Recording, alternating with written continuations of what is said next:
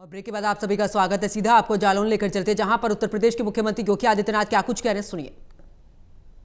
ऐसे भारत के स्वाधीनता संग्राम की पावन धरा, कालपी की इस पावन धरा को, जालौन की इस पावन धरा को मैं कोटि कोटि नमन करता हूं, आप सबका अभिनंदन करता हूं। बहनों और भाइयों, कहते हैं इतिहास हमें इस बात को आगाह करता है, महर्षि वेदव्यास ने जन्म लिया इस पावन धरा में, और कहते हैं भगवान कृष्ण के पौत्र सांब ने प्राचीन सूर्य मंदिर का निर्माण भी यहीं पे करवाया था।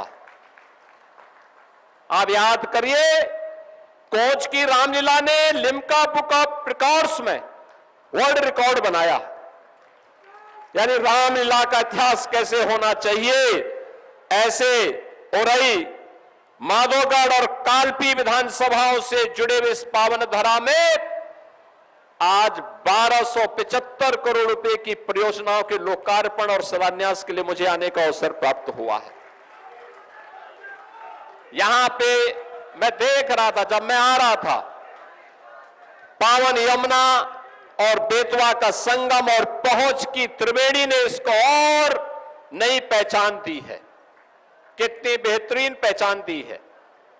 लेकिन बहनों और भाइयों, आज जो हमारा जालौन जनपद अपनी पहचान को एक नए प्रतिमान के रूप में स्थापित कर रहा है। कोई भी अच्छा काम होता है, नदी पुनरुद्धार का काम जालौन जनपद में अपनी पारंपरिक पहचान को, हैंडमेड कागज की पहचान को, नई पहचान को आगे बढ़ाने का काम वन डिस्ट्रिक्ट वन प्रोडक्ट के माध्यम से जालौन ने किया है।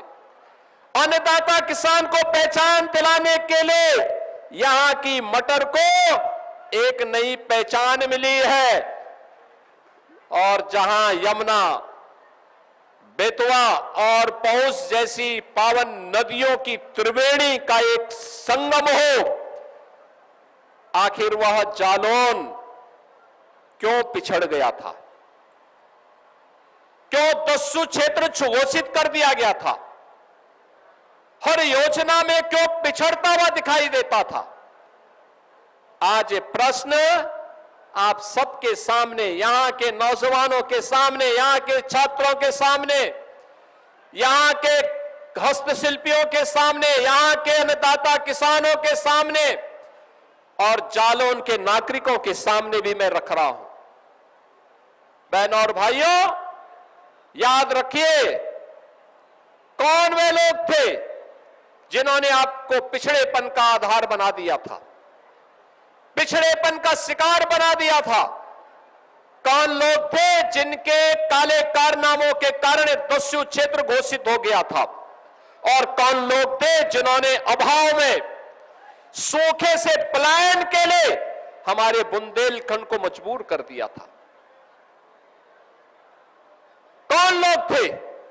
ये वही लोग हैं जो आज घड़ियाली आंसू बहा करके नौजवानों को गुमराह करने का काम कर रहे हैं।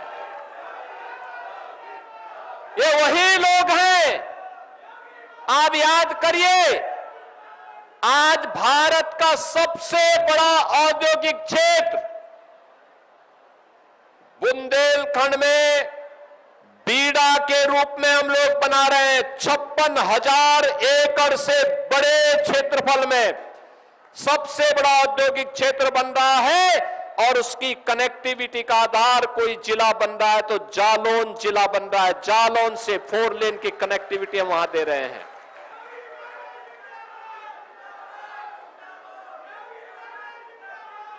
अब बुंदेलखंड एक्सप्रेस वे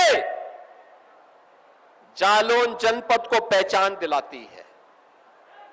बेहतरीन कनेक्टिविटी के माध्यम से अब ये क्षेत्र बीहड़ नहीं, दस्यु क्षेत्र नहीं, बल्कि अब ये दर्शन का क्षेत्र बन गया है। कोई भी आता है अब दस्यु से बदल करके महर्षि वेदव्यास की पावन धरा को और जालौन की इस पावन धरा को नमन करने के लिए हर भारतवासी आज लालायित दिखता है। आज विकास के नित नए प्रतिमान को स्थापित करता हुआ हमारा बुंदेलखंड अपनी एक नई पहचान के लिए आगे बढ़ रहा है।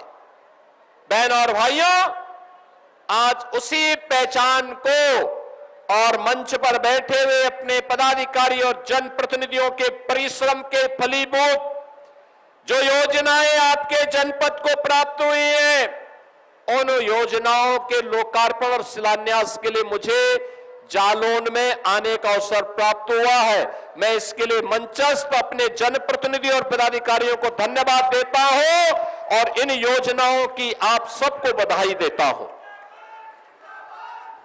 बहनों और भाइयों, याद करिए इस बुंदेलखंड में कभी सूखे की मार झेलनी पड़ती थी। क्या स्थिति थी बुंदेलखंड की? यह क्षेत्र बीहड़ था। अंधेरा होते ही पूरे क्षेत्र में आवागमन ठप हो जाता था। डकैतों की दस्तक शुरू हो जाती थी। लेकिन अब डबल इंजन की